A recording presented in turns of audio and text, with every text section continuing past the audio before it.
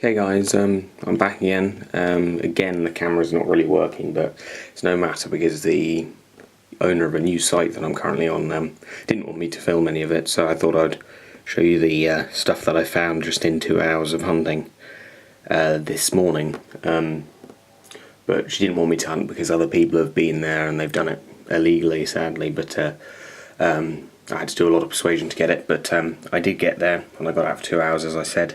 But here are some of the finds I made before. A beautiful horse brass with the initials on it. You can see there. I haven't cleaned them up yet, as you can see. A nice bit of decoration, probably Victorian, with a flower, a brooch, a clasp or brooch of some kind, but a hefty piece of bronze. So it wasn't something worn, it was some sort of flower designed ornament of some description. Then we got what looks like a much more modern, what I can only describe as a cannabis leaf on it. But it doesn't really look like that, it looks a bit more like a fern leaf, but there's 6 or 7 tips to it. So I don't know what that is. Then we got a nice livery button with some unknown design on it. It is made by Furman and Sons, as far as I know, on the back, from London, probably Strand. Moving on to the coins, found 9 old coins, brass threepenny bit, George VI, George V halfpenny, a really bronze, beautiful patinaed Elizabeth II, dated 1955.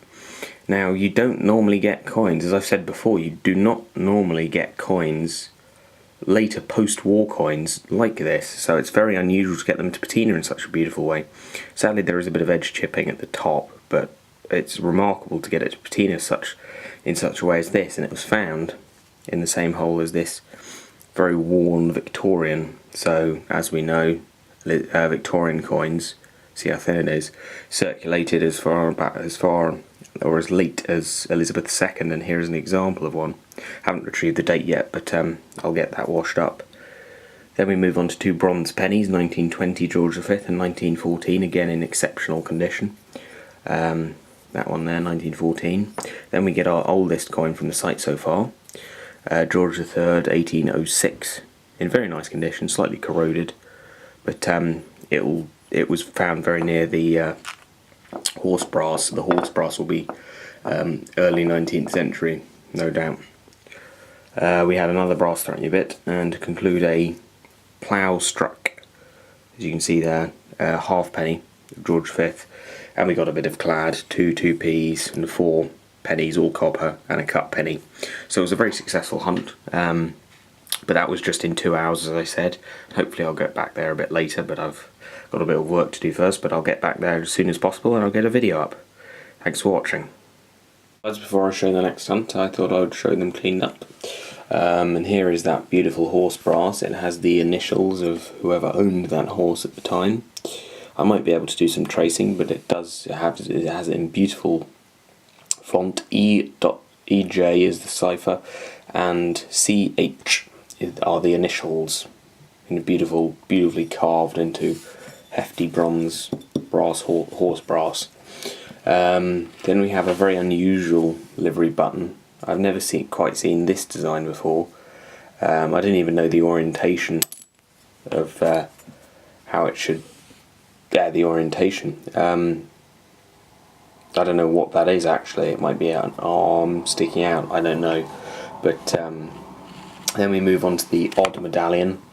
It's probably not a cannabis leaf, as I first thought. It's a little more innocent than that, thank goodness. But it's an odd-looking medallion, uniface, but it has a leaf on it, so there may be some connection to that, either with the original owner or maybe something quite widely known that I don't know about. Then we have the flower with hefty brass floral design, again uniface, no clips to attach to anything. And then we move on to the coins, 2 copper, 2p's, and this crusty iron 2p that you saw earlier. Managed to date it 1997, so it's been in the ground fewer years than the copper 2-piece here, and this is the difference. Again, a stock reminder of the poor quality of coins we have now.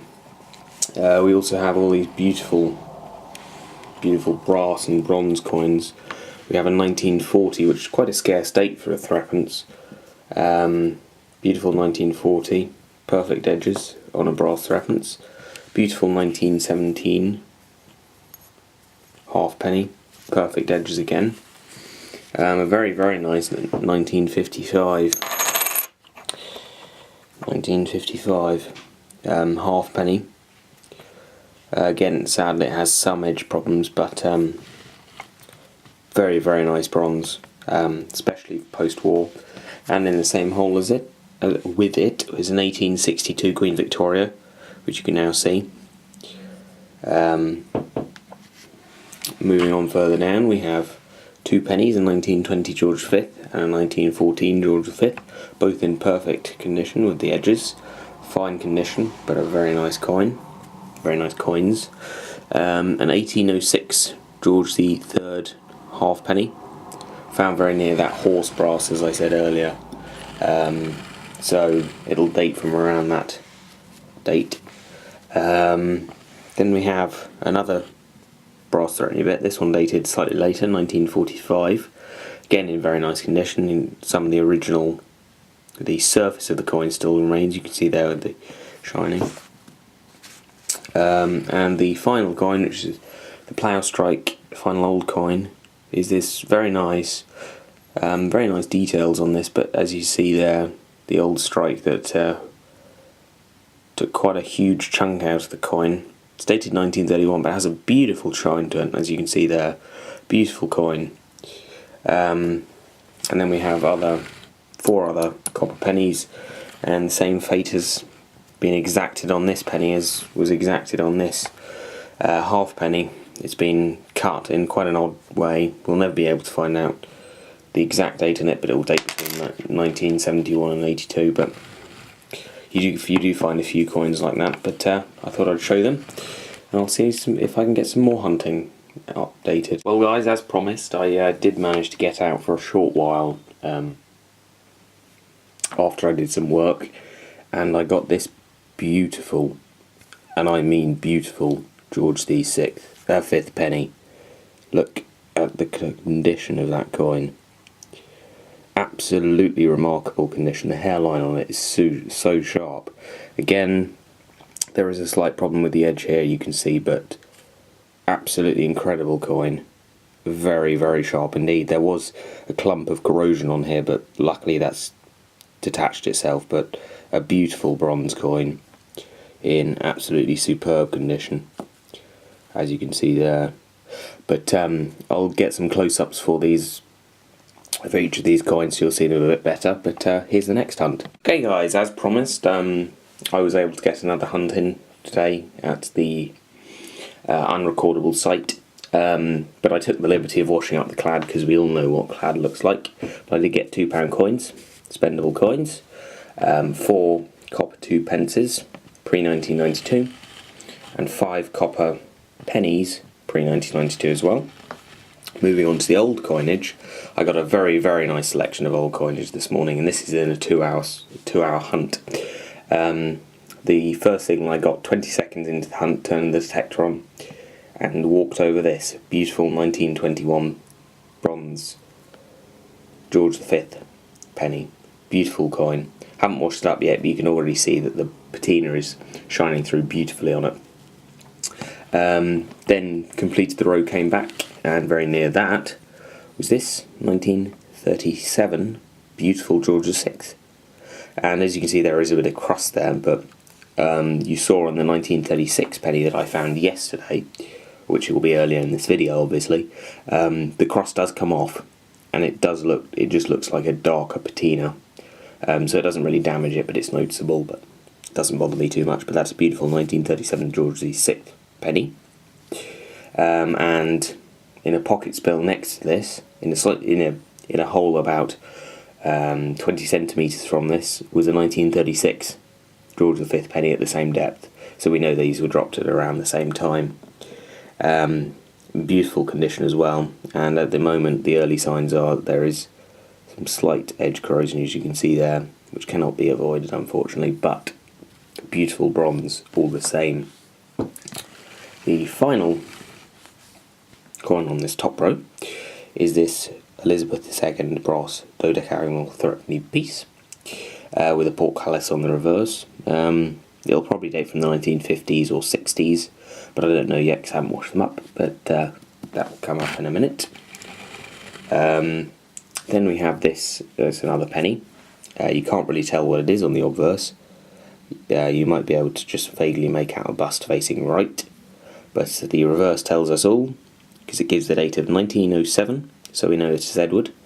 And the early signs on the coin are there is no corrosion on it, so we could have a corrosion-free example of an Edward VII penny, which would be very nice. Moving on to this one. This one is pitted with corrosion on the top, so I'm hoping that it will come off. But you can just about make out in the reverse that it's George VI design, and I think it dates to 1939, but I'll be sure of that when I wash it up. But these coins here, the George V, George VI and Edward, complete the trifecta in the 2-hour hunt. This clump of earth, in fact, conceals another dodecagonal threepenny piece, and as I said earlier, I thought the 1940 brass threepence was rare, just like I said the 1998 bronze 2p's were rare. Well, it looks like I found another one, but I might be wrong. That looks like a 1940 to me. So I go out and find scarce coins, think that they are scarce, and go and find another one in a separate hunt. It's ridiculous, but anyway. The next coin target was this. Edward VII, quite worn, halfpenny, dating from 1906, you can just about see there. But quite clean for a coin to come out the ground like that. Especially with all the mud around it. And the final coin target was this 1931 penny. It looks like it's been hit again with something, but not me, fortunately. But that's another coin to add to the collection. 6 bronze pennies, a halfpenny, and 2 brass threepenny pieces. But the pièce de résistance, as Jed would say, of Peace Havens, is this. This is a monogram silver ring. It has been smashed, as you can see there, but this was deep. This was very, very deep. This was at least 6 inches when all these coin targets have been 4. So I can already tell it's going to be silver. The weight of it, even with the mud in, is really rather heavy, and you can just about make out some etching on there, and you wouldn't normally etch aluminium. So I'm pretty sure this will be a silver ring, and it's quite a heavy silver monogram ring. So you can see it there in the shield design. But this could be early 1900s, could be into the 40s possibly, but I'd guess around that date. But I'll wash them up and I'll get back to you. But I got a bit of silver today, so I'm very happy. Here they'll be cleaned up. Well guys, here they are all cleaned up, and as you can see there are some beautiful bronzes in here. I'll give you a more accurate impression of them when I bring out the wooden block, but there are some beautiful examples here, including that Edward, perfect edges, which is a first for me. But there's also this. I've been able to get the initials off its DCB etched in there, and more interestingly, you can just about see the dark layer there, that dark shadow just above the tip of my fingernail. That is where the layer of gold, because it is gold, has been placed on top. It is a layer of gold. My suspicion's 9-carat rose gold, because it's got a pinkish hue to it. It's been laid on top where the initials have been etched, because you can see the difference in the light of the colour of the metal. That is most certainly gold in comparison to the silver, if you get it in the right light. So it's not clear to see, but I suspect that just it might be hard to see, just below my index finger, which I'm moving now, there is what I can see, followed down from my fingertip to about halfway through the band. You can just about see the outline of what I think is a G, which I think would be the end of sterling, the word sterling, but it is very, very worn. But I'm pretty much sure it's sterling silver, looking at the way it's tarnished and the weight of it, which is quite heavy, not an aluminium thing. And to bother etching it and to put an obvious gold layer on it, you wouldn't be looking at some cheap metal anyway, so you put two and two together. This is a silver ring, and it's a big ring. You can see the original parameters of it were this side, where it's just been knocked in that side. It fits over my thumb in width, the tip of my thumb, so you got a thick man's ring here. Beautiful thing. That's my first silver ring of the year, and technically a bit of gold in it, so I'm very, very happy. Let's see some macro images.